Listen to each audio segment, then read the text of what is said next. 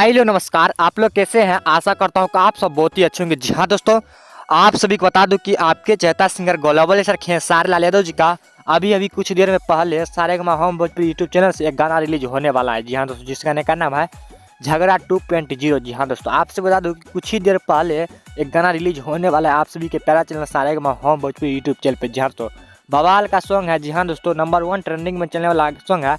आपके YouTube app में कभी भी ये सॉन्ग अभी तुरंत ही कुछ ही देर में आधा घंटा के अंदर में ये सॉन्ग रिलीज हो जाएगा Saregama home Bhojpuri YouTube channel पे। जी हाँ दोस्तों, अब बहुत ही नंबर 1 गाना है। आपसे बता दूं कि इस सॉन्ग को गाए आपके चहेता singer global star Khesari Lal Yadav ji और फीमेल सिंगर है नेहा राज। आप सभी के बीच में Saregama home Bhojpuri YouTube channel पे कभी भी कुछ ही देर के अंदर कुछ ही क्षणों के अंदर रिलीज